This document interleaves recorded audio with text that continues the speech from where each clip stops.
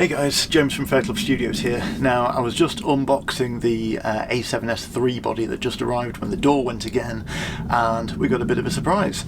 So this is our first G-Master lens. This is the Sony 16-35 2.8 GM. I haven't owned a super wide angle lens for quite some time. My last one was the Canon 17-40 f4, and I love that thing.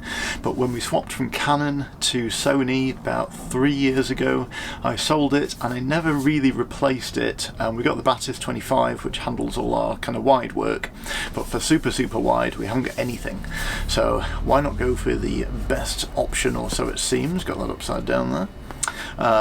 Yeah, so let's get into it. The best lens we've owned so far is a Sony G. That was the 24-105. But yeah, the G-Master, never even touched one. So yeah, bought this kind of blind off reviews. So let's get into it. So yeah, really fancy, nice packaging. Step up over the standard Sony and Zeiss packaging. Yeah, nice kind of black box, orange side. Super fancy picture on the side. This is the 16-35 f2.8 G-Master. So it's super wide, super fast. I'm guessing super heavy. Ooh, no one prepared me for this. Look at that. That is beautiful. It comes in like a little pouch thing. This big thick manual, like an 80s flight simulator. Look at that. Probably says attached to camera. Go for it. Won't read it. So to get this out, it's the only thing in there. Take it out of its plastic cocoon. This is really nice. This is like way too nice for me. Yeah, it's got a belt loop on the back and everything, so you could use that literally as a lens changing kind of bag wherever you go. So Velcro flap and ooh, fancy dual zip pulley thing. So, oh, it's all fleecy lined as well. I think this is where most of the cost comes from. This is the G-Master difference. So it's in bubble wrap. Ooh, in here, and what's that falling out there? A strap for the bag as well.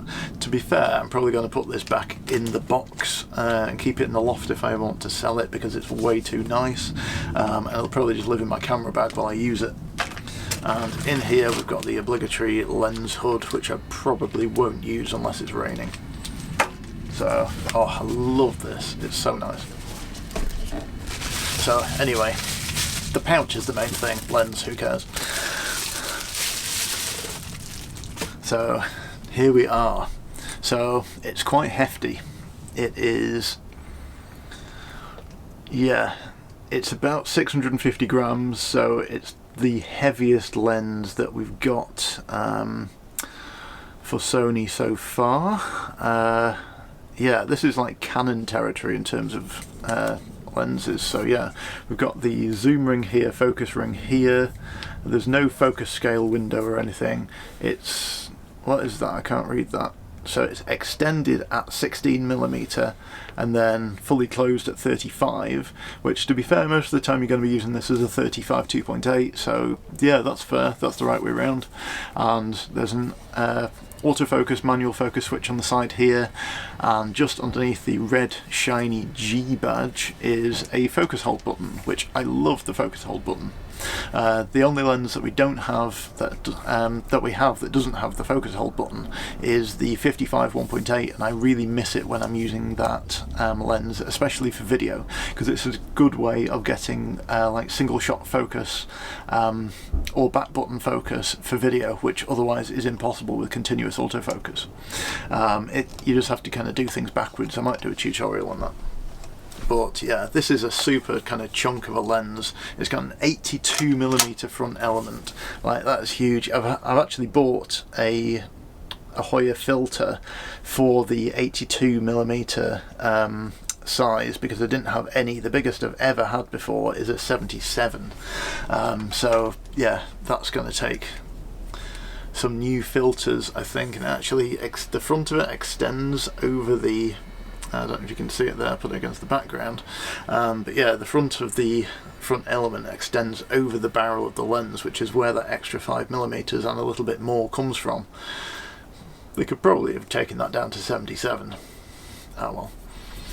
So it has a rubber gasket at the back, like the Zeiss Batis lenses, square aperture. I'm not going to leave it open too long because I'd never get brand new lenses and I don't want any dust in it, but it feels super solid.